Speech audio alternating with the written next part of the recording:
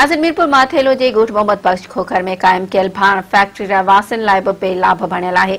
सहूलियत न मिलण करे रहवासी सख़्त ॾुखियाईनि खे मुंहुं ॾेई रहिया आहिनि।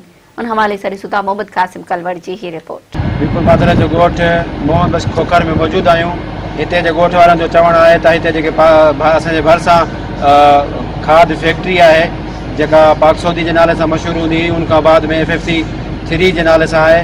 इनजे तरफ़ां का बि इनखे सहूलियत वग़ैरह न मिली आहे। जॾहिं खां फैक्ट्री लगी आहे एतिरा साल थिया आहिनि, कॾहिं बि असांखे फैक्ट्री वारनि को फ़ाइदो न ॾिनो आहे, न रस्तो, न बिजली, न गोरी, न का बीमारी जे सिलसिले रहंदो त पाणी ख़राब थी वियो आहे, जंहिंखे बीमारियूं माना फैलजनि थियूं।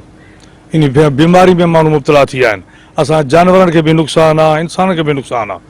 सो हिन माल ते का बि तदारुक न कयो आहे कोई साईं। हिन फैक्ट्री जी असांखे काई सहूलियत कोन्हे। जॾहिं जी फैक्ट्री लगी आहे कोई पाणी या बिजली या गैस या रोड या रास्ता कई शइ कोन्हे। न रांदो गैस छॾनि था, उन सां गॾु माण्हू माज़ूर थियनि था, माण्हू मरनि था। अखियुनि मां पाणी ऐं कमरनि में अंदरि वड़ी था वञूं।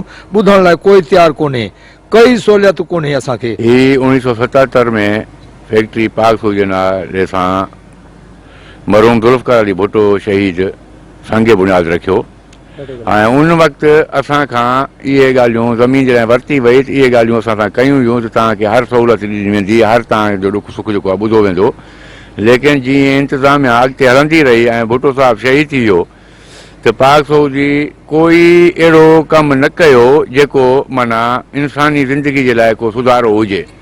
हिन फैक्ट्री में करोड़नि रुपए जी बजट जेकी आहे सिर्फ़ु जेको आहे ॻोठाणनि जे लाइ आहे। इहो ख़ुदि जेको आहे वज़ीर आज़म मीर ज़फ़रुल्लाह ख़ान जमाली बि जेको आहे पंहिंजे इज़हार ख़्याल में इहो कयो मीडिया ते अॻियां त हर फैक्ट्री खे 5 किलोमीटर ताईं हर सहूलियत ॾियणी आहे। हितां जा ॻोठ वारनि जा तव्हां व्यूज़ ॿुधा, उन्हनि जो चवणु हुयो FFC इंतिज़ामिया हिते को बि कमु न करायो आहे। इवन हिकिड़ी डिस्परिन जी गोरी बि हिनखे मुहैया न कई वई आहे।